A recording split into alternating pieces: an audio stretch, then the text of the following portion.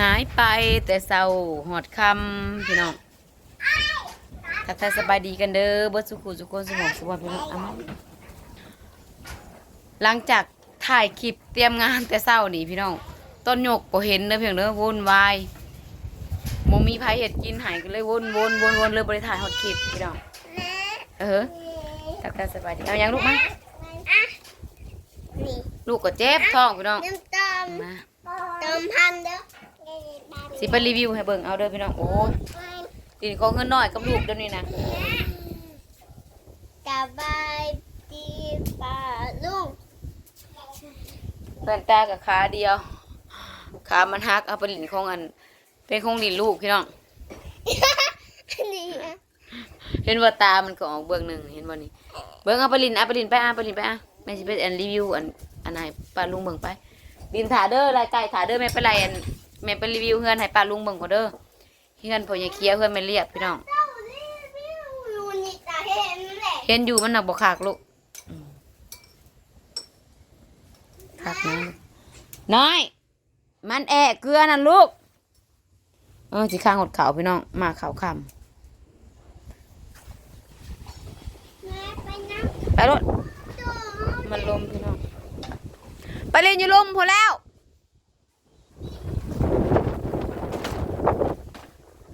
ถ้าสบายดีกันพี่น้องบ่ได้คอยอัพคลิปพี่น้องมื้อนี้ก็ญาติพี่น้องมาเยี่ยมมายามโอ้ยพี่น้องมายามพี่น้องก็ต้องเลยหับต้นหับพี่หับน้องเป็นธรรมดาเนาะเกิดมาจากเมืองไทยพี่น้องพัดแต่เป็นเฮือนเป็นออกมาอยู่หน้าเพิ่นฮะก็ได้มาเยี่ยมมายามเทื่อนี่แล้วก็เทื่อครั้งแรกพี่น้องสิซะครั้งแรกซะมารีวิวเฮือนตะเคียวพี่น้องตอนเขาเจ้าโยกนะหลังจากปิดคลิปไปเฮาก็มื้อเฮ็ดกินพี่น้องเฮ็ดกินแล้วก็เขาโยกนั่นเฮ็ดกินน้ำบ่อยากทานว่าสิมาถ่ายคลิปก็สิมาถ่ายคลิปเนี่ยพอดีอันบ่ได้เฮ็ดกินให้เขาคันที่ถ่ายคลิปตอนเฮ็ดกินก็บ่ทันได้เฮ็ดบ่ทันพี่น้องมันอันน่ะมันอีหยังวะเอิ้นว่ามันชุลมุนว่าสิซะเฮาก็เลยบ่ได้ช็อตเด็บพี่น้องจะเขาโยกเขาย่อกันแบบไรบ่ต้องห่วงพี่น้องยังอีกสั้นหนึ่งอันนี้แม่นเป็นสั้นตารางเด้อพี่น้องเด้อเพิ่นเฮ็ดเฮือนนี่เฮ็ดอยู่2สั้นพี่น้องเพิ่นเฮ็ดเฮือน2สั้นเนาะอันนี้แม่นเพิ่นหมู่อย่าไปใกล้เด้อหมู่อย่าไปชนเสาได้ลูกเพิ่นอันพาเอามาสิลมยังใกล้บ่ได้ลูกเพิ่นอันสิว่าได้ว่าเพิ่นโยกเสาตารางก่อนแล้วก็เทปูนให้มันจับแหนนแหละเพิ่นจังอย่าพาน้องมาใกล้เสาได้สมเสายังบ่ได้แหนนได้ถ้าเขาอยู่พุ่นแล้วเทพื้นให้มันจับแหนนพี่น้องเทเสานี่ให้มันจับแหนนก่อนเนาะให้มันจับแหนนแล้วเพิ่นจังสิมาโยกเสาเทิงตอกขาวตอกยังแล้วก็จังสิมาโยกเสาเทิงขึ้นพี่น้องเพิ่นสิเป็ดเฮือนทรงไทยพี่น้องเฮือนทรงไทยของตะเขียวสิได้ยกอีกเท่านึงพี่น้องสำหรับผูกยังใส่น่ะนะเพราะผูกเสาแหกเสาควันน่ะแม่นจะได้อันอีกเท่านึงพี่น้องเห็นบ่เสาจะเพิ่นน่ะบ่มีเซิงเสาบ่ได้เซิงไงน่ะไปได้นะจังว่าเสาเซิงโอ้ยเนาะแต่ละเสาบ่ได้เซิงเสานั่นบ่ได้เซิงเสานี่เซิงอยู่เสานี่ก็ได้อยู่พี่น้องแต่เสานี่บ่ได้เสานี่บ่ได้เสาบิดบ่เบิ่งสวยเฮาดูเห็นบ่มันสิกออกมาน่ะเห็นบ่เสานี่บ่ได้เสานี่บ่เซิงเสาเซิงมันสิหูโลดอก2เสาน่ะเซิงนี่เสานี่ก็บ่เซิงนี่เสานี่ลงหลุมเห็ดในไหนเนาะเสาไม้นี่เห็นกระเต็ก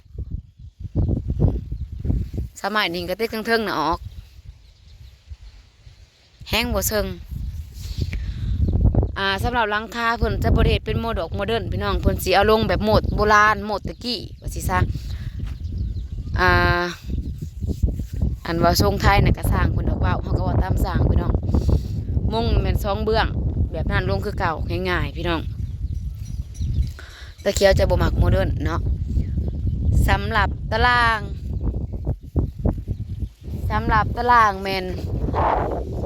เพิ่นกสิก่อขึ้นมาสำนี้เนาะเพิ่นว่าจะบ่ได้ก่อตารางแต่เพิ่นสิ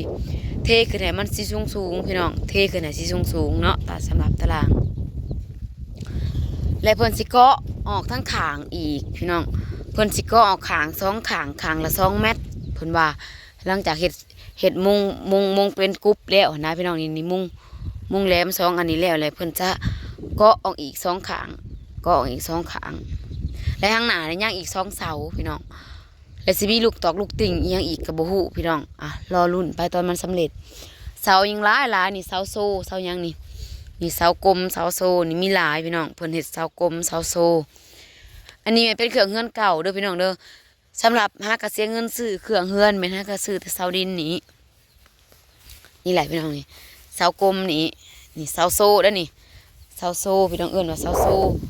เสาแบบอันนี้แม่นสิเฮ็ดเพื่อไผวะยัง2คนพี่น้อง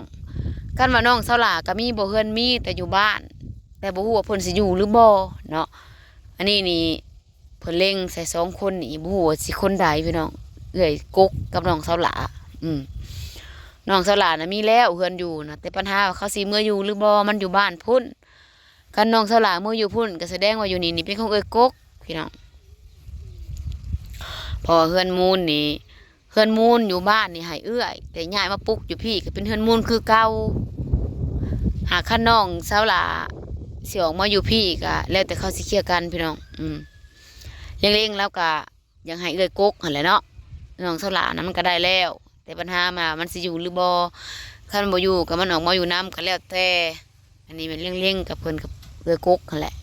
พอเอื้อยกกยังบ่ได้พอเฮือนมูลก็ยังให้เอื้อยกกแต่ปัญหามันมีอยู่บ่เดียวคือเอื้อยกกน่ะสิเอาหรือบ่ก็บ่ฮู้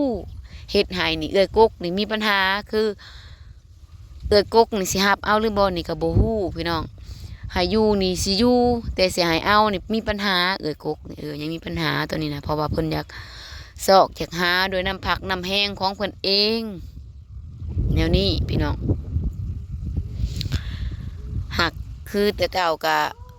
หลังจากคนมาแต่ไทยนะเพิ่นก็เมื่อพักอยู่เฮือนอยู่บ้านแล้วเดี๋ยวนี้นั่นคันเพิ่นขึ้นมาแต่ไทยคันเฮือนหลังนี่บ่แล้วหรือหลังเฮือนหลังนี่แล้วแล้วเพิ่นบ่อยากพักเพิ่นก็ต้องมาพักอยู่เฮือนย่าเพิ่นพี่น้องก็อยู่เฮือนอยู่บ้านน่ะมั่งมาแล้วคันเพิ่นบ่อยากพักอยู่เฮือนหลังนี้เพิ่นก็มาพักอยู่เฮือนย่าเพิ่นก็บ่ติดอกพี่น้องแล้วแต่เพิ่นแล้วแต่สะดวกสำหรับเฮานะไผอยากเอากับบ่ได้ว่าหยังเลยน้องเสาหลาหรือน้องเอื้อยกกหรืออ้ายคนใดสิเอาก็แล้วแต่พี่น้องเฮาบ่เว้าบ่ว่าบ่อีหยังเพราะว่าเฮามีเป็นของเฮาแล้วเฮาคันเอื้อยกกเอาตัวนี้เฮาแห่งก็ดีใจนำสุดๆเลยแหละพี่น้องอะลีคันแม่นว่าเพิ่นเอาของอันนี่นะเพิ่นกับพาอยู่นำพ่อนำแม่เลยแม่นเอาตัวนี้เลยนะพี่น้องโอ้สิซะอันนี้มันขัดคะเนความคิดของเฮาความคิดของพ่อแม่น่ะผู้อีกแบบหนึ่งพี่น้องปูนเฮาน่ะมีบ่อนอยู่บ่อนเศร้าแล้วเฮาบ่ห่วงบ่อีหยังดอกพี่น้องคันเอื้อยเอาเอื้อยกกเอาแฮงก็สิดีใจแฮงสิบ่ห่วงอีกเฮาน่ะน้องสลาก็มีแล้วแต่ปัญหาว่าเขาสิอยู่หรือบ่ก็บ่ฮู้อันนี้เนาะมึงดูเสาน่ะหลายพี่น้องบ่ฮู้มันสิออกมาโมดใดแบบใดก็บ่ฮู้เด้อพี่น้องนี่เสากลมนี่ก็หลายนี่เสาเหลี่ยมแล้วมาเซาะเป็นเสากลมประมาณนี้แหละมั้งพี่น้องเสาในเฮือนนี่แล้วมาเซาะแล้วมากบมันเป็นเสากลมมันอาจสิเกาะออกมาแล้วมันสิเป็นเสาโซ่พี่น้องรอรุ่นพี่น้องสำหรับข่าวสร้างกับเพิ่นจ้างให้เสี่ยวหาว่าสิซะสร้างจ้างแน่สร้างหานำพี่น้องอันนี้สิมารีวิวรอบค่ำให้เบิ่งเด้อพี่น้องตอนเขายกนะบ่เห็นเพราะว่าเขายังสิยกอีกเทื่อนึงเนาะเขายังสิยกอีกเสาเทิงอีกเทื่อนึงเลยมันสิเป็นรูปแบบใดก็บ่ฮู้พี่น้องเฮาก็ท่าเบิ่งท่าชมนำกันไปบัดมันแล้วงามหรือบ่งามหรือก็บ่จักตอนนี้ก็พายังบ่ฮู้แบบผู้ทรงขี้นึกโมดบ่ออกก็สิหัวควันเฮือนยังคือเป็นแบบนี้หลายคนก็สิสงสัยเนาะพี่น้องแปลกเฮือนยังคือเป็นแบบนี้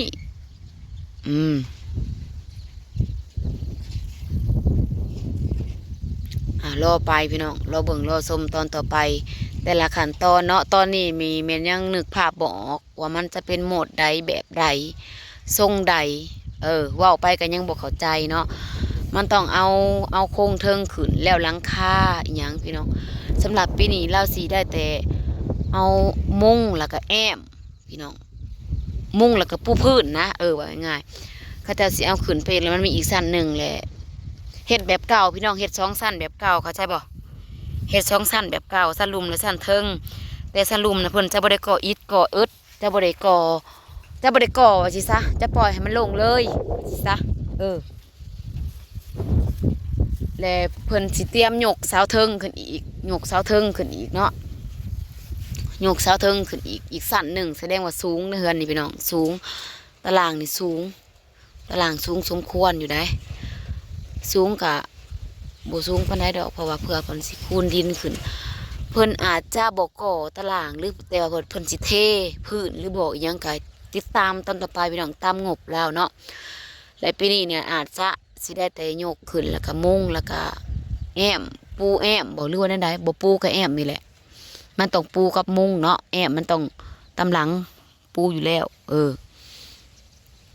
เราลุ่นไปพี่น้องรีวิวให้เบิ่งซ้ำนี่มันสิเป็นโหมดใดทรงใดกะเราเบิ่งเราส้มไปนำกันพี่น้องจะได้กะฝากเบิ่งฝากส้มฝากเป็นกำลังใจส้มคลิปแต่ต้นจนจบบอกขำโฆษณาเพื่อเพิ่มรายได้ให้ครอบครัวเฮาแน่พี่น้องจะได้กะขอบบุญขอบคุณหลายๆเนาะผู้ใดที่เบิ่งคลิปแต่ต้นจนจบบอกขำโฆษณาก็ขอให้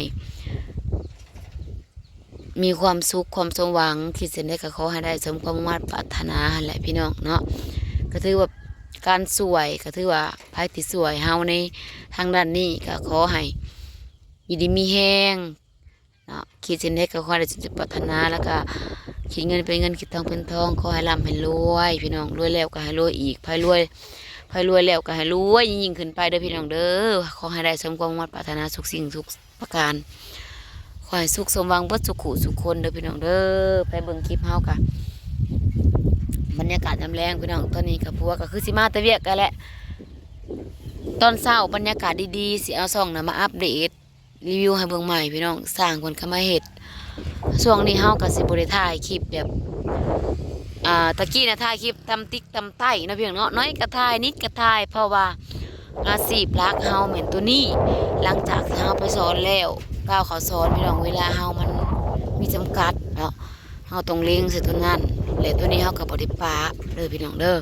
แต่เพียงแต่ว่ามันหลุดมันจะเบาบางพี่น้องเฮาจะว่าง่ายค่ะมันบ่เต็มที่ปานใดพี่น้องในใจเฮาก็อยากเต็มที่ทั้งสองทางนั่นแหละแต่เฮาก็ยังอยากลูกอยู่พี่น้องคันเฮาบ่อยากลูกนี่เฮาก็สิโอเคเฮาสิพยายามพี่น้องจังได๋เฮาก็บ่ปะบ่ถิ่มทาง YouTube เนาะถึงเฮาสิเข้าไปกลับไปสอนคือเก่าแต่เฮาก็บ่ปะบ่ถิ่มพี่น้องเฮาก็ยังดำเนินสืบต่อเนาะและขอเพียง FC อย่าปาอย่าถิ่มอย่าปล่อยเฮาไปไสเด้อฝากเบิ่งฝากชมฝากติดตามเฮาตอนต่อไปพี่น้องติดตามครอบครัวเฮาตอนต่อไปว่าเป็นแบบใดเนาะฝากอยู่ในอ้อมอกอ้อมใจพี่น้องถ้าหากว่าผิดพลาดประการใดก็ขอโทษขออภัยนำหลายเด้อพี่น้องเด้อ